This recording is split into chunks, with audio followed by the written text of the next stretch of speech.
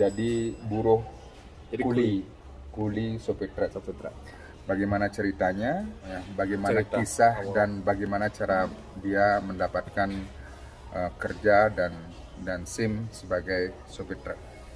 Oke, sebelum kita lanjutkan bagian ini.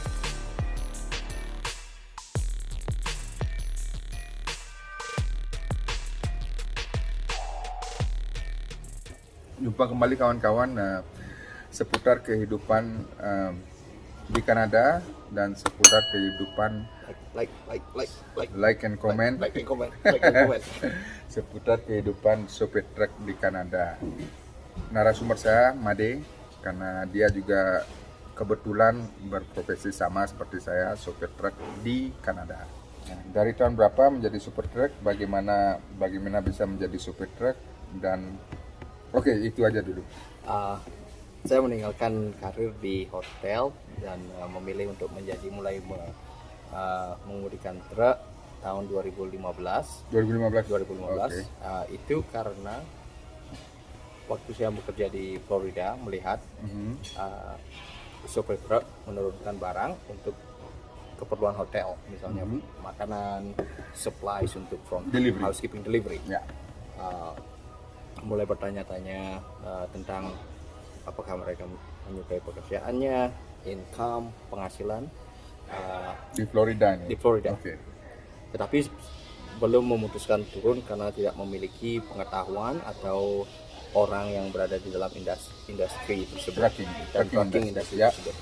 Sampai akhirnya 2015 saya di Florida setelah mengenal di Kanada, di Calgary, setelah mengenal sopir truk Kanada. Sopir truk Kanada. Tahun berapa itu kita ketemu?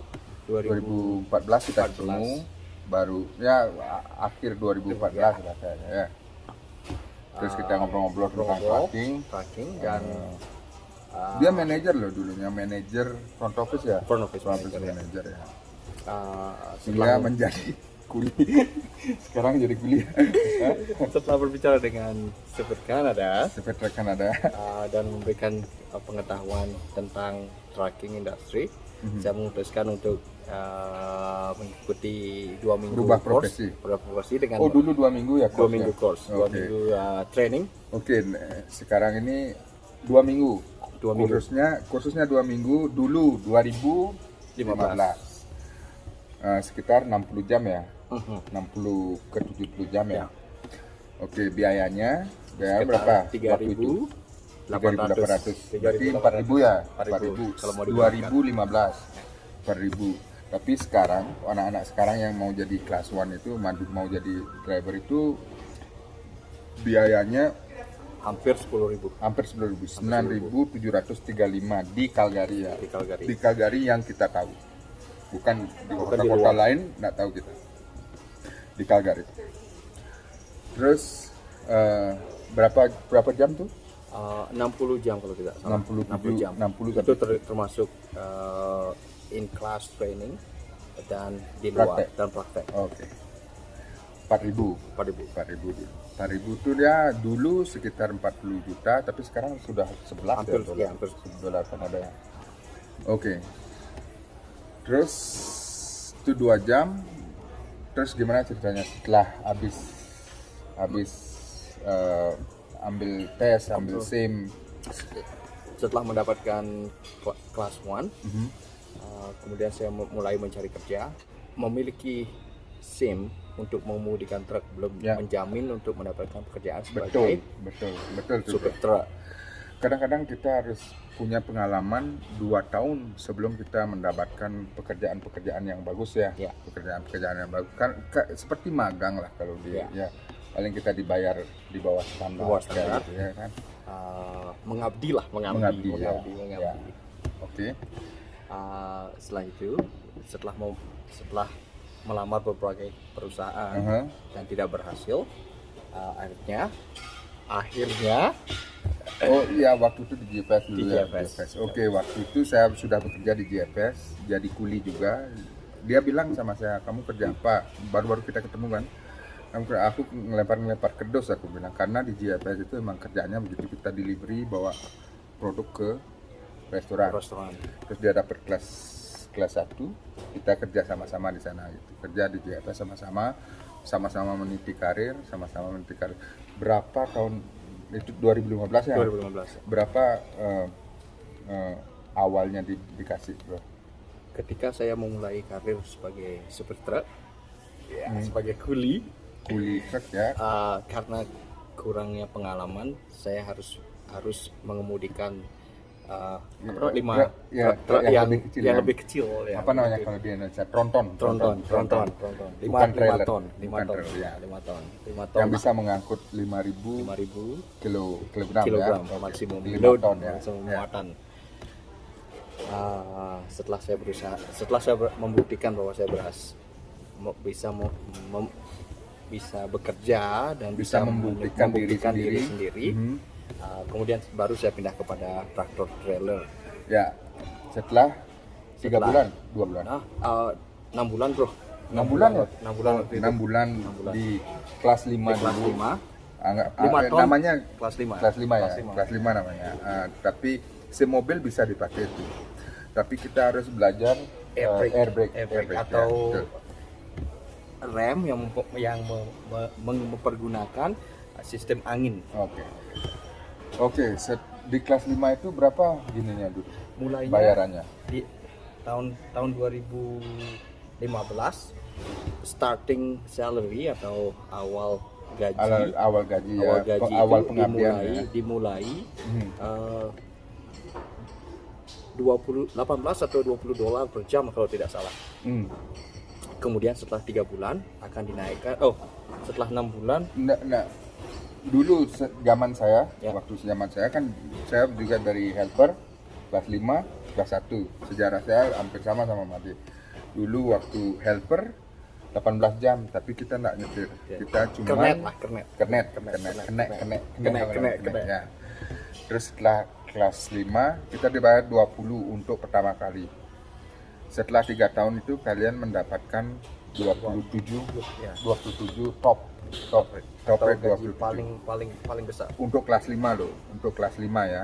Kita jadi kalau mau drive tronton aja, kita nggak butuh kelas 1, kita nggak butuh sekolah, nggak butuh kursus, nggak butuh ngeluarin uang buat kelas 5 aja.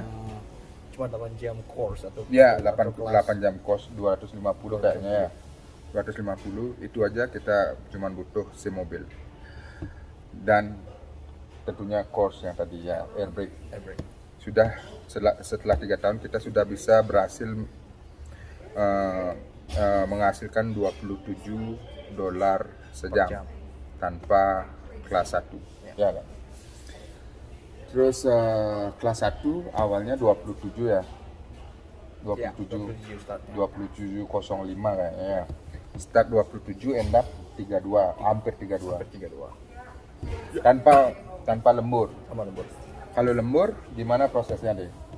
Ada beberapa sistem sesuai dengan ketentuan ketenaga kerjaan di Kanada. Kalau melebihi, ini bervariasi antara perusahaan satu dan tetapi pada umumnya apabila mau bekerja melebihi 80 jam per 2 minggu, akan dibayar 1,5. 1,5 modalnya. Biar gampang hitungnya. 30 sekarang digaji. Itu gaji per jam. Kalau udah lembur lebih dari lembur berarti digaji 1,5, yaitu 30 kali 1,5. 1,5. 30 kali 1,5 berarti 45 45 per jam. 45 per jam setelah 80 jam. Nah, GFS, perusahaan kita yang bekerja pertama saya, memiliki sedikit, Dan saya juga. Jangan lupa ya. Dan Truk Kanada. Saya juga. Saya pernah mengabdi di sana juga. memiliki sedikit perbedaan yang menjadi keuntungan buat kita, menjadi benefit. Karena overtime-nya dibayar setelah 10 jam per hari. Berarti kita banyak mendapatkan kesempatan membuat lemburan. Ya. So, selama di GFS penghasilan antara berapa ke berapa dan bagaimana cost living setelah berpenghasilan segitu? Masuk akal kan? Ya, Dari GFS kelas 1. pada tahun pertama bisa diantisipasi penghasilan antara 80 sampai 100. Hmm. Itu dengan gaji pokok plus lembur. Ya, Ditambah dengan oke. lembur. Nah, otomatis di tahun kedua atau tahun ketiga setelah pendapatan per jam meningkat, jadi pendapatan per tahun otomatis akan juga meningkat. Mhm. Nah, kita pakai tahun kedua kita pakai generasi tahun kedua setelah tahun kedua, Mhm. antisipasi kalau dengan overtime atau lembur, penghasilan bisa diantisipasi antara 115 sampai 120. 115. Ini berdasarkan penghasilan kita. Penghasilan saya. Oke. Ini tergantung kemauan lembur Oke. atau Tapi kita berkesempatan memiliki gaji memilih itu. seperti itu. Oke, Kalau oke. ada kemauan, Ya, ya. itu yang bisa Ya, kalau mau diantisipasi. tidur aja di rumah tidak akan mendapatkan. Ya oke. Kalau tidur aja di rumah cuman kita reguler aja dapat 80 Mungkin ya. 80. 80. Itu yang paling sedikit yang di Oke, setelah penghasilan begitu melonjak dari hotel ke ke mengemudikan truk, kuli truk. oleh pekerjaan kuli, gaji bupati. Gaji bupati. Oke. Sekitar jadi truk kan? Oke, gaya hidup berubah nggak? Berubah kan? Berubah. Oke. Otomatis berubah. Dulu makan ikan teri, sekarang steak Roti. outside. Oh, roti. Butter. Oke. Harley, Hobi meningkat. hobi meningkat Lebih mahal. jadi Harley. Terus setelah semuanya dengan gaji 115 sampai 120, berapa bisa simpen kira-kira? Aku nggak perlu tahu sih, tapi ini kan sekedar informasi. Tutup. Rata-rata Jangan lupa keluarganya dia di sini loh, dengan 3 anak dan 3 istri. dua istri, Satu istri. aja, satu istri. satu istri, 3 Oke, istri juga kerja sekarang. Dulu nggak kerja istrinya ya. Ya. Dulu nggak kerja, sekarang udah kerja. Jadi semakin meningkat penghasilan, gaya hidup semakin kebutuhan juga. Penghasilan semakin meningkat, jadi kebutuhan semakin meningkat juga. Dan istrinya kerja ya dari nol juga dia kan, Iya, dari nol juga. dari nol terus. Oke. memulai. Dari range 115 ke 120, kalau dibulatkan pengeluaran tahunan kira-kira berapa?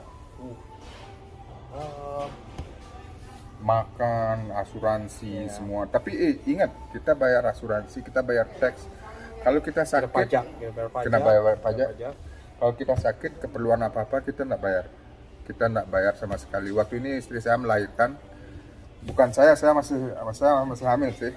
Istri saya melahirkan Cuma dengan- bayar obat kan? nggak bayar obat. Oh, nggak bayar obat.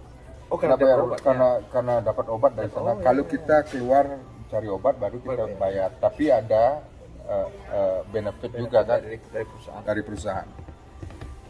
Tuh, jadi range-nya sekitar berapa deh? Jadi supir truk itu penghasilan. Pengeluaran Harley, Oh. ini yang makan duit aja hobinya nih.